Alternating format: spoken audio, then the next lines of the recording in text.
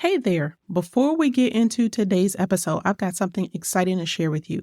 On Thursday, January the 9th, I'm hosting a free interactive co-working session to help you kick off Q1 with clarity and confidence.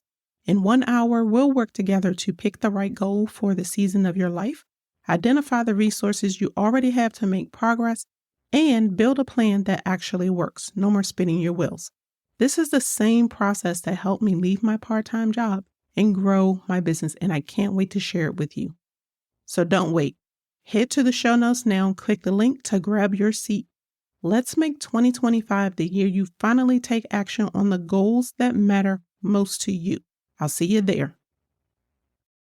Customer service, customer experience, and customer journey. These are 3 phrases that we need to know as business owners if we want to be successful. But do you know the difference? Well, if you don't worry because you're not the only one. But you will know the difference by the end of this episode. And it's important for you to know this because all 3 combined help you make a great first impression, which opens the door for you to nurture the relationship with your target audience. And it's a huge component in the know, like, and trust factor, right? Not to mention, it's much easier to keep a client than it is to get a new one, and it definitely takes less time. But the great part is, when you create a super fan by providing a stellar customer experience, you get free marketing, which helps you acquire more high-quality paying clients, and you don't have to do a thing but what you do best. Now, a lot of solopreneurs struggle with the concept of client experience. And that's why I'm going to share 3 key elements that you need to boost your customer experience. And you can easily implement them to create an intentional and thoughtful process to wow your clients at every turn on their journey with you, which creates superfans. So let's go ahead and dive into today's topic. Welcome back to the More Than Capable Mompreneur podcast. I'm Shannon Baker, a coffee-loving mompreneur that started as a virtual assistant and turned into a total systems geek. And I want to help you shift your mindset and embrace your worthiness while creating systems in your business so you can be more productive and build success on your own terms without the mom guilt. Are you loving that? Well, I hope you're ready for real conversations that will help you beat the perfectionist inside, rediscover your strengths, and up-level your self-love in the mom cracks of time so you can stop letting fear hold you back because you are enough and you do enough. We are more than capable mompreneurs. So grab your cup of coffee, some sparkling water, or pour a glass of your favorite wine and let's dive in. First impressions are a lasting impression. I know you've heard that a million times. So if the first impression that you make on someone on your profile online or the first time that they reach out to you isn't all that great, well, Walt Disney said it best. Do what you do so well that they will want to see it again and again and will bring friends. So if your first impression is not a good one, you're going to have a hard time landing new clients, and even worse, you're not going to have any repeat clients. And if you're thinking you're in a good place and provide a pretty good customer experience, then great. But there's always room for improvement. So no matter which one of those you are, I need you to pay attention to what I'm going to talk about today. Now, the first thing I want to clarify is the difference between your customer experience and the customer journey, because they are not the same thing, but they do work hand in hand with each other for better or for worse.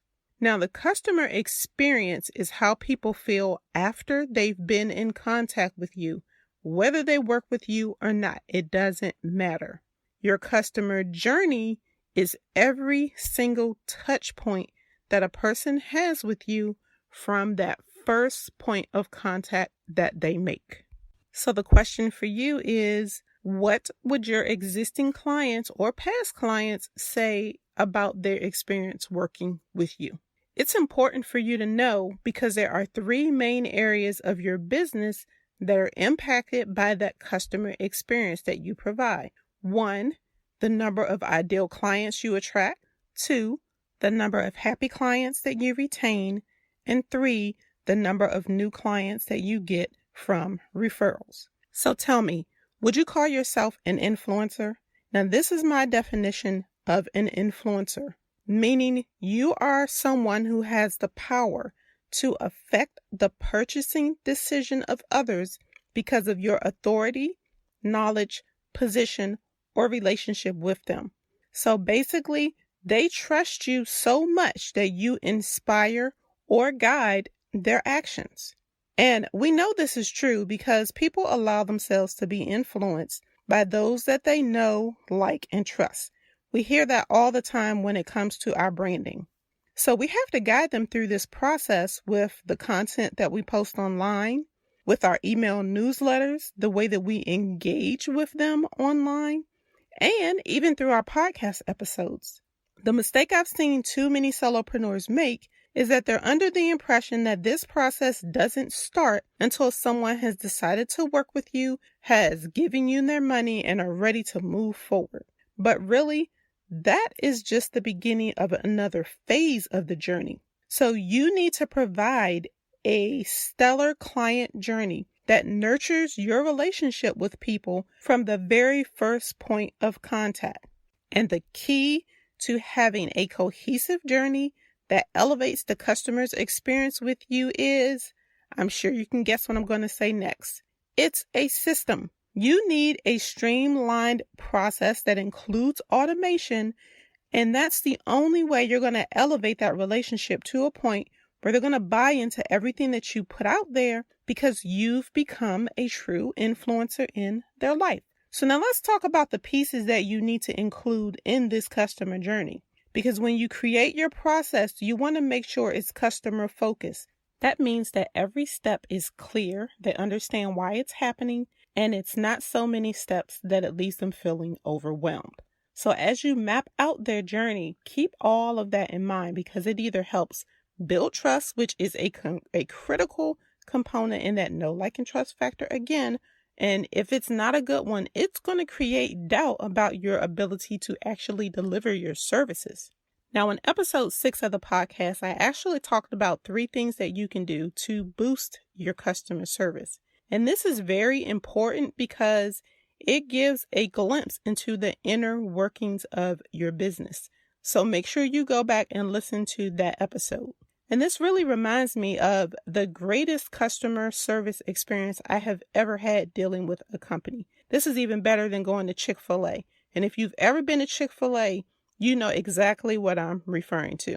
They provide the best customer service you will ever have from a fast food chain. But the customer service that I'm going to talk about today is what we experienced when we decided to go on a Disney cruise. My family went on a cruise. It's been quite some time, but it's probably the best time we've ever had. And it was the most expensive vacation we've ever taken, but it is so worth every penny because the customer service that they provide is absolutely amazing. I think what I love the most is that every part of their process is branded. So after we booked, we received our official travel documents, which included checklists to help us get ready to travel, other information that we needed, the information about our flights, our prearranged ground transportation, and it was all inside of a branded and sealed package that also included printed luggage tags with each of our names on them. And then there's another complimentary feature that they offer that my daughter will never forget. It's a pre-recorded phone call from a Disney character to wish you well on your sailing. So the cruise basically was a surprise for our daughter, and we didn't tell her because she would tell all of our business, and then she would bug us every day up until the day that we travel. So we waited as long as we possibly could. And as predicted, she bugged us right up until the time that we went on vacation. Okay, now back to the story. Now, believe me, Disney service has not ended yet. It continued with the Disney transport bus that picked us up from the airport and took us to the port to get on the ship. And then when we got on the ship, they still did not miss a single detail. So you can really tell that their staff totally embraces the company's values, which is why this was the best cruise ever. And because we loved this experience so much, All of us talk about it to this day, and it didn't end. It still hasn't ended. Even after we went on our cruise and got back home, we received another branded package that said, "Welcome home from paradise." It included a magnetic picture frame for us to put in our favorite vacation picture and put it on the refrigerator. And there was a note that says, "Thanks for sailing" on the front. And inside is a thank you message and a coupon for us to book another cruise, of course. So what's the point of all of this? Is that this type of customer service is at a level that I've never experienced, which is why I will save for years, if I have to take another Disney cruise with my family, because it was just that wonderful. Now, I'm not expecting you to operate like Disney, but does your customer journey make your clients feel that way? If it doesn't, you can change that with a simple customer care process. And that starts, again, from the first point of contact. Now, if you're a Star Trek fan, you should know by now that Star Trek is all about how they make that first contact with aliens. But anyway, that contact starts, whether it's a direct email to you, comes to you online through social media, or comes through your website. And always remember this: the fortune is in the follow-up, which is why this process is so important. Your business will not grow without money. And your business will not get any money if you're not following up with leads. Take note of this.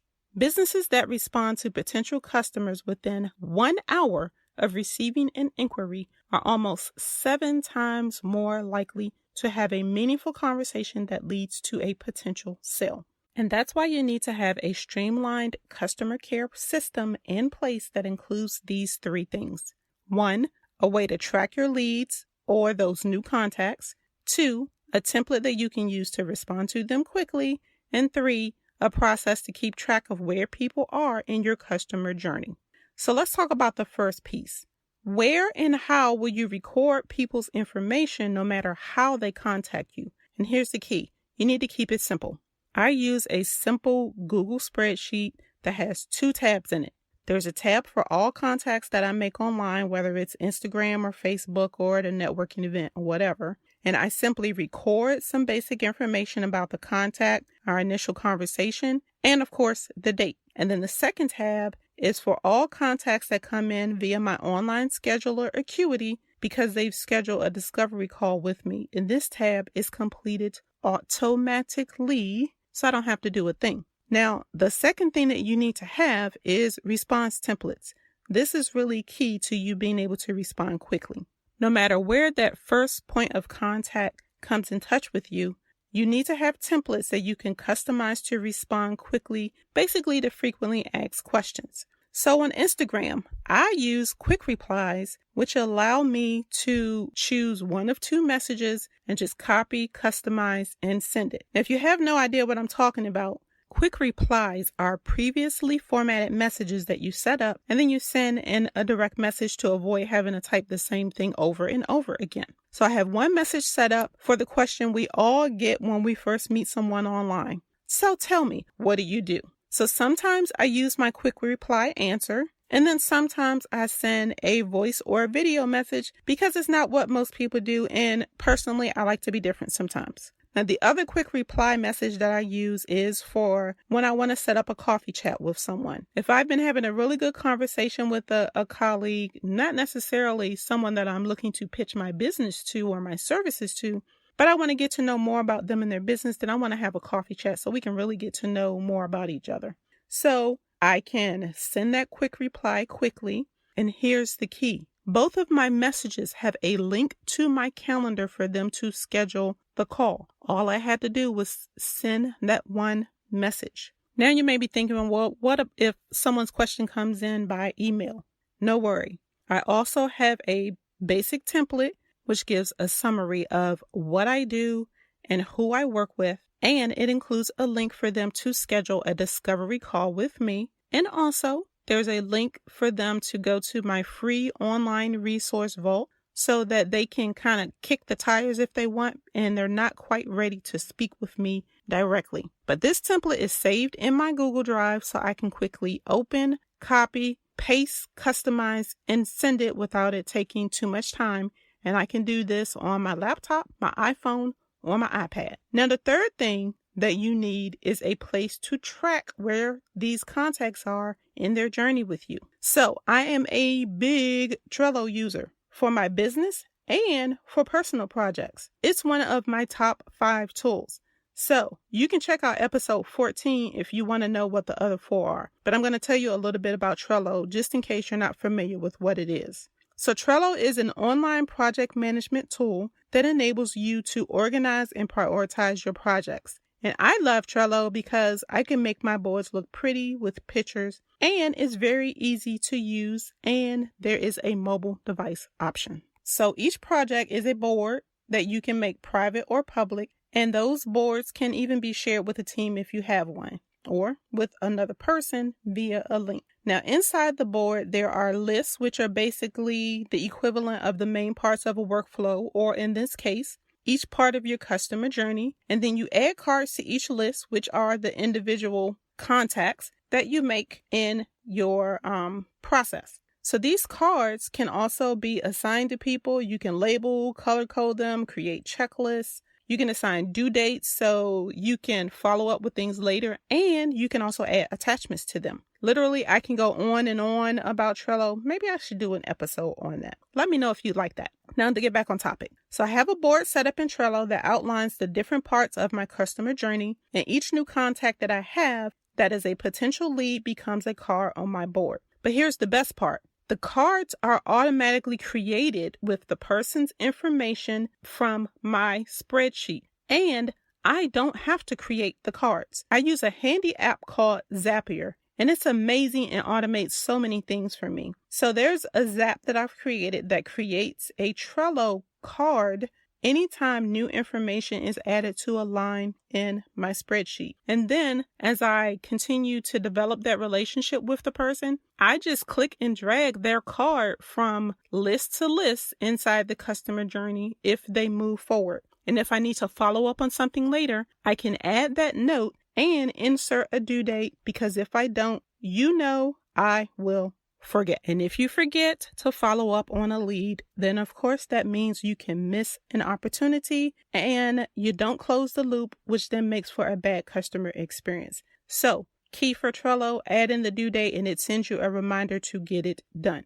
Now, as you're listening to this, you may be saying to yourself, well, this sounds like it's a lot, but really it's a simple process that you can put in place. And because it's so important, I have actually written out for you in a free download a template that you can grab from my online resource vault. It's a customer care process that you can then customize. So use the template as a starting point, but it also includes swipe files for responses that you can use to follow up with those new leads quickly. And this will enable you to provide a stellar customer experience. Now, I know that with everything that's on your plate, you want to automate as much as possible, and you may have tried before, but ended up overwhelmed with the process. Well, no worries. If you want some help, or even if you start out on your own and you hit a roadblock to getting this mapped out, feel free to schedule a 30-minute system strategy session with me. Working with me will help shorten the learning curve so that you can get this mapped out, identify the automation that you want to include in your process, and then just get it in place. That way, 1, your leads will stop falling through the cracks, you can close more sales, and most importantly, you'll have the time that you want to spend it where it matters most to you. So I want to thank you so much for joining me for this week's episode. You can find the details of all the episodes that I mentioned and the downloads and the link to my calendar in the show notes. And if you enjoyed listening to the show today, please be sure to subscribe in your favorite podcast platform. And if you learned something new, please let me know. Take a screenshot, post it in Instagram stories, and tag me at the More Than Capable Mompreneur. And remember, you are enough and you do enough. And until next time, keep calm and streamline.